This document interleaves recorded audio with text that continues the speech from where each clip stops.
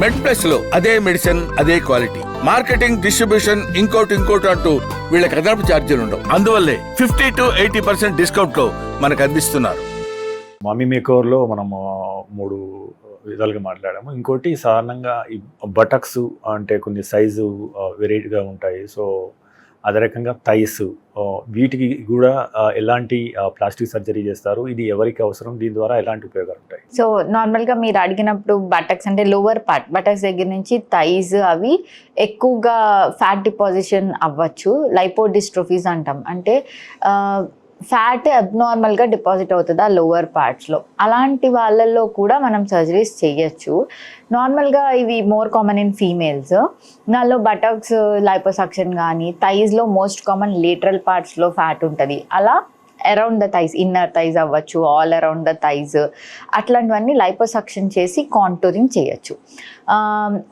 ఇవి most common ఫీమేల్స్లో ఉంటాయి కాబట్టి, అంటే జెనెటిక్గా ఫెమిలియల్గా వాళ్ళ ఫ్యామిలీస్లో ఆ స్ట్రక్చర్, బాడీ స్ట్రక్చర్ అలా ఉండడం వల్ల కూడా అది రావచ్చు ఫీమేల్స్కి.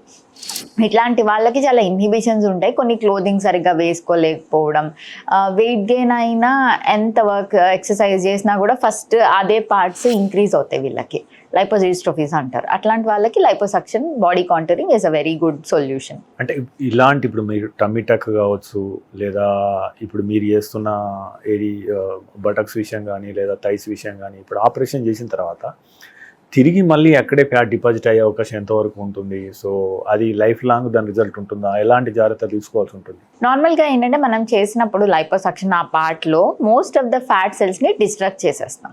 మనం ఫ్యాట్ ఎలా గెయిన్ అవుతామంటే body weight, fat cell size increase అవ్వడం వల్ల, నంబర్ ఇంక్రీజ్ అవ్వడం వల్ల కాదు.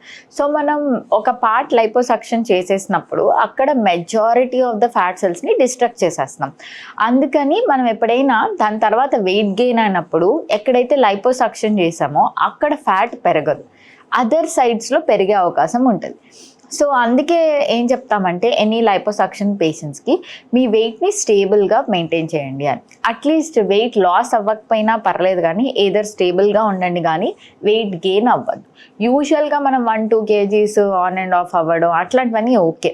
ఒక్కొక్కసారి లైపోసక్షన్ అయిన తర్వాత మళ్ళీ ఒక 5 kgs 10 kgs అలా మ్యాసివ్ వెయిట్ గెయిన్ అయితే ఫ్యాట్ ఎక్కడో దగ్గర డిపాజిట్ అవ్వాలి.